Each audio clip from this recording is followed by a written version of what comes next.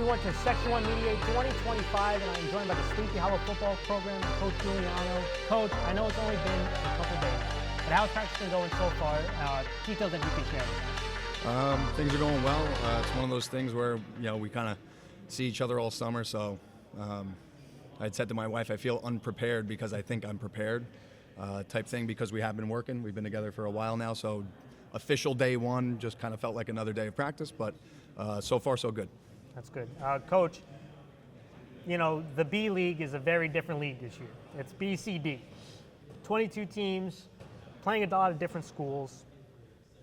From last year, stuff that you've learned about your football program heading into this year, what are some of the things that you're looking to improve on that you can share with us? Sure. I mean, when we heard of the blended schedule, at first I was hesitant. To me, I wanted to play teams that were going to rise, our level of play. I think that's important for us. With the group that we have, I keep telling it, I think our biggest hurdle is going to be our mental toughness and our ability to, play a back and forth football game, something that we don't have a lot of experience with. We ended our season last year in a game like that against, a Pelham team that is right up there in the mix with all the, the good teams in B. And that's where we want to be. We want to be in that, that mix of the top teams that are, competing week to week in those, 1 and 2 score games and then just 4-quarter football games. That's our goal. Coach, who have you brought with you today? So here to my right, I have Brandel Almonte. I have Braden Richardson, Michael Akendo, Thomas Hudson, and Thaddeus Cromelis. Perfect. And now we'll move the mic here. Introduce yourself and your position. I'll ask you a couple questions. I'm Brandel Almonte. I play O-line, D-line. So you just mentioned O-line, D-line. Super important in B. Controlling the trenches really at any level is going to be extremely important to have success. And so the question I have for you is, what have you worked on this offseason to be the best lineman you could be this upcoming year? I've definitely put in the work during the offseason, working on footwork, getting in the weight room. As a lineman, there's a ton of different blocks. I know they don't get a lot of love here. The backs get the love, quarterbacks get the love. But you got a down block. If you're in a pulling offense, you got to pull, you got to trap. You do sweep pulls, you do pass blocking. What's your favorite type of block? I'll say a skip pull. A skip pull, and why? So it shows your dancing skills? It shows my ability to move and really get to the next level. That's good.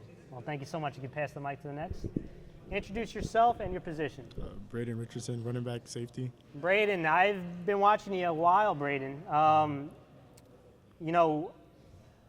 really love your athleticism and your explosiveness. I love the versatility that you have. Mm-hmm. Now, the issue is that your seasons have been cut short, right? And so can you talk with me on how that's kind of matured you, losing the time that you have, what's driven you to come back and play at a high level? It's definitely my love for the game. I want to play in college. So just knowing that I have my team that has my back, I just keep returning and just working with my boys. Yeah. And, I've watched you play at the running back spot, also take snaps at the quarterback spot and some Wildcat stuff. Yeah. What is something that you feel that you've needed to work on to be the best back you could be this upcoming year? Definitely my ability to read blocks, because usually in past years I just got the ball in jet sweeps, a lot of toss, even moved out to receiver some plays. Yep. But now to bring my game to the next level, I need to work on reading blocks and stuff and power. Thank you so much. If you pass the mic down. Introduce yourself and your positions. Michael Oquendo. I play right tackle and D tackle. Again, another offensive lineman, this time as a tackle, which sometimes you got to be placed on an island, especially passing situations. The question I have for you is, what have you worked on this offseason to be the best lineman for this upcoming year? Definitely technique when it comes to any type of blocks and any type of play. I work on my footwork, my down blocks, and just in general technique is what's pushing me to be a better player, lineman. How many years have you been a lineman? I've been playing for a couple years, maybe 6 years or so, but I took a couple years off beginning of high school. But that's a lot of years. And some people could be watching this could be young Sleepy Hollow offensive linemen in the future or parents of linemen in the future. Yeah. So the question I have for you to explain to the audience, what do you think is one of the best traits to have as an offensive lineman to be successful? I think definitely you need to accept that you may not get the most recognition at the lineman position, but you're the most important position on the field, I believe. Without linemen, you aren't getting any plays through. Everyone's gonna play through me blown up, but a good offensive lineman, if you get your block right, get your assignment right, you're basically making or breaking the entire play. Thank you so much. You can pass the mic. Introduce yourself and your position. Thomas Hudson, H-back and outside linebacker. And I'll ask a similar question I've asked the rest of the group here. What are some of the things that you worked on this offseason to be the best player you can this upcoming year? I've been staying in the weight room. I've been putting a lot of work on the field. Last year, I feel like I wasn't strong enough. I'm on the line, so I got to get the down blocks on the big guys. So I stuck in the weight room, gained a lot of weight. I also moved from safety to outside linebacker. My coaches trust me on the line. So, and I've also been wrestling, and it helps a lot, finishing tackles and possibly finishing sacks as well. I mean, that's great. And for a coach to take you from a defensive back to a linebacker means you like to tackle, right? And you got a nose for the football, right? So where did you get this nose for the football? What drives you to be a good defensive player? Honestly, last year, I wasn't really good as a tackler. I was watching a lot of film last year, and I was trying to build off that. And I'm just not. Last year I was scared to hit. Now I'm trying to hit and practice with the bigger guys, so I'm used to it, and I'm able to just get up after I get hit on the ground and stuff, Well, thank you. If you pass the mic, our last one.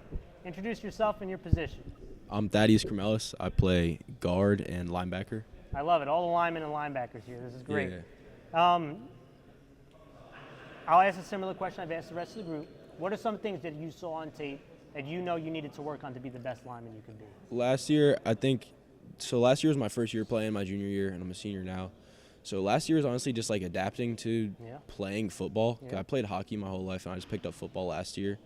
So I just watched a lot of tape last year, got used to playing the game because a lot of these, people beside me have been playing their whole life. So it just took a lot of study to get used to the nuances of the game and all the different things you need to look for on the field. And then also too, I just tried to get lighter on my feet this off season, got faster because at the linebacker position last year, I played middle linebacker, so I was, I think, a little slow and heavy-footed. So it's something I worked a lot on this off season, just footwork, sprints, jump rope, stuff like that, to try and get a little bit lighter on my feet. Great. Last question for you, since you went last, is going to be the hardest one. Okay. All right. And so you're in a tough league. You mentioned this giant league, 22 teams, but at the end of the day, when it's playoff time, there's only a certain amount of teams that go to play. Yeah. And so for the community watching right now, the other Section 1B teams that are going to be watching this, what can they expect from Sleepy Hollow football this season? I think it's going to be a lot different than last year. Just the guys who are with me now were, I'd say the people who drive the culture on our team, and it feels a lot different than last year. I think we're a lot more mentally tough than last year. I already feel it in our early off-season and preseason practices. I think we can go punch for punch with a lot of top teams in the section. I think it's going to be a great year for Sleepy Hollow, and we'll surprise a lot of people. Well, thank you guys so much, and good luck to this upcoming year. All right, thank you. Thank Thank you. you guys.